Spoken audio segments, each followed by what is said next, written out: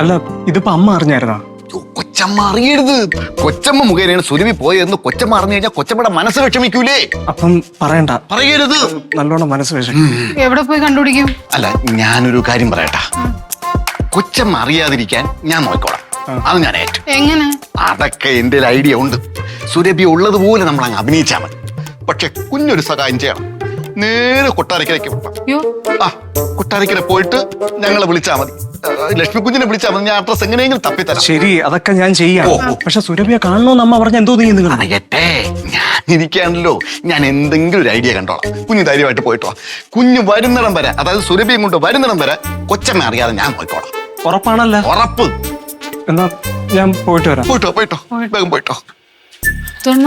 വല്ല കടുങ്കൈ ചെയ്തിട്ടുണ്ടെങ്കിൽ കുഞ്ഞു കുരുങ്ങും. ഞാൻ പറഞ്ഞേ കണ്ടക്ടറുടെ ഫോണിന്നോ? ദൈവമേ, അല്ല അപ്പൊ നീ ആദ്യം വിളിച്ചതോ? കൊള്ളാം, മിടുക്കി.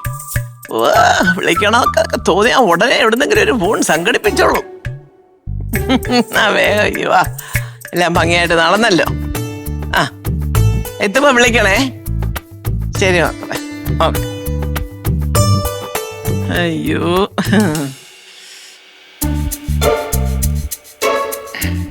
എന്തോ നാടാ, നേരം വെളുത്ത് എത്ര നേരമായി ഞാനിവിടെ കുത്തിയിരിക്കുന്നു. ഇങ്ങോട്ടൊന്നും വന്നൊരു ചായ പോലും തന്നില്ലല്ലോ. ചായ എപ്പോ കൊണ്ടുവരും കൊച്ചമ്മ? ഓ, ആര് കൊണ്ടുവരുന്നു? കൊണ്ടുവരേണ്ടതാണല്ലോ. കൊണ്ടുവരേണ്ടതാണ്. ആര് വന്നല്ലോ? ഇതാ നോക്കണം. ഇതാരാ?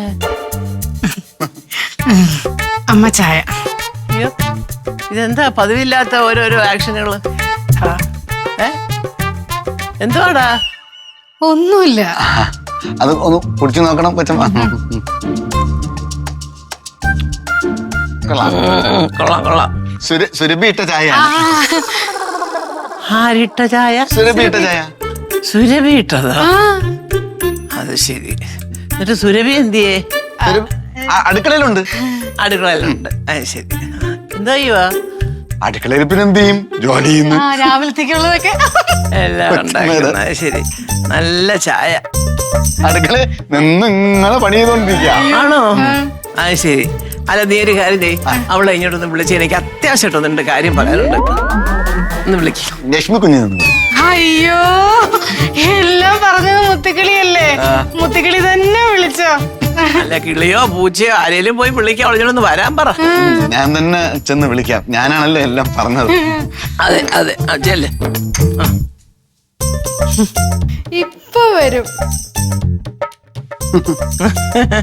സുരഭി, ഓ കൊച്ചമ്മ വിളിക്കുന്നു. അതെ. ഓ ഓ ആ ഇപ്പൊ വരും. എന്താടാ? കൊച്ചമ്മ എടുത്ത് പിണക്കമാണ്, വരൂല. ആര്? സുരഭിയാ പറഞ്ഞത്? ഇന്നലെ രാത്രി അമ്മ അവളെ നല്ലപോലെ വഴക്ക് പറഞ്ഞില്ലേ? കഷ്ടമുണ്ട്. അതിന്റെ ഒരു പിണക്കമായിരിക്കും കേട്ടോ. ജോലി ചെയ്യട്ടെ കൊച്ചമ്മ, ജോലി ചെയ്യട്ടെ. അതൊക്കെ സാരമില്ലടാ. ഞാൻ പറയാം, ഒന്ന് വരാൻ പറ. ഒരു മിനിറ്റ് ഒന്ന് വരാൻ പറ. മുത്തുവണ്ണ. ലക്ഷ്മി കുഞ്ഞ് ചെന്നു പറ. മുത്തുവണ്ണൻ തന്നെ പറഞ്ഞാ മതി. പറഞ്ഞതല്ലേ? അതെല്ലാം പറഞ്ഞു മുത്തുവണ്ണന്. ഒന്ന് വിളി.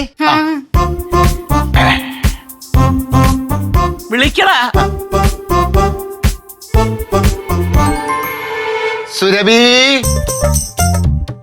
കൊച്ചമ്മയ്ക്ക് നിന്റെ അടുത്ത് ഒരു ദേഷ്യവും ഇല്ലെന്ന്. വാ. അതെ.